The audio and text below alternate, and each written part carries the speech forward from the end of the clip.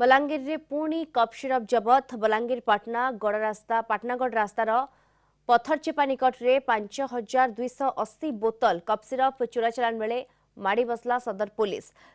3 जन अभियुक्तों को काबू करिछि। दीर्घ दिन एपरी बेआईन निशा कारबार चलिथिबा बेले अभियोग पाई एक स्वतंत्र टीम निशा बेपारी उपरे नजर रखिछि। एने अधिक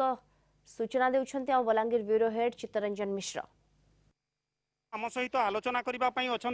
बलांगीर एसडीपीओ तोफान बाग सहित आलोचना करवा सार बेआईन निशा कारबार रोकवाई पुलिस पक्षर कौन व्यवस्था करा आज जहाँ देखुचु 5000 रु अधिक बोतल कप सिरप जबत होती आमर जो मैंने आगु अरेस्ट फरवर्ड होते जो कप सिरप बेपार केस रे से माने आमर एसपी बलांगीर सार निर्देश क्रमे आमर स्पेशल स्क्वाड अच्छी एवं से माने आम रीतिमत स्कैनिंग करुचु सर्विलेंस रे अछंती से माने एवं ये जो गोलू एलएस लक्ष्मण अग्रवाल ये भी एबे जेल रे थिला मझे मेडिकल लीव रे आसी मेडिकल लीव रे आसिला परे आम पाखरे विभिन्न सूत्र खबर आसला जे सी ये सिंडिकेट रैकेटा पुणी चलाउछि तो सी कला से जो अच्छी तार सहयोगी वाजपेयी बोली अच्छी आमर जो ललित वाजपेयी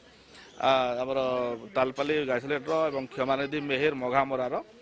तो मैंने आम सी थे मैंने रीतिमत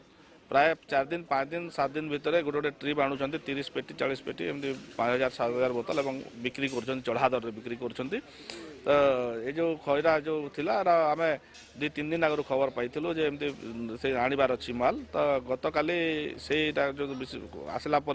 से खबर पाइला आम आईसी सदर नेतृत्व में टीम आमर जो पथर चबा पाखे धरी गोटे पटे पंचायत निर्वाचन आउ गोटे पटे शांति श्रृंखला सुरक्षा व्यवस्था कथा उठुची या भितर पुलिस किभली भाव कार्यानुष्ठान नेब आगामी दिन में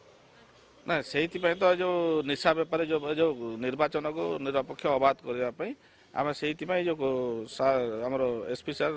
पूरा सबू थाना मान को निर्देश देते आमको निर्देश देते जो निशा बेपारी जो मैंने अच्छा धरवाई एवं स्ट्रिक्टली दमन करने कराई से आधार में यहाँ गोटे से ये पार्ट बोली कह आगामी दिन में जेहेतु निर्वाचन रही से किभली भाव में निशा कारबार संपूर्ण भाव में बंद हम यही बलांगीर पुलिस लगी पड़ी। बलांगीर भिडियोग्राफर विश्वजित चित्तरंजन मिश्र, कलिंग टीवी।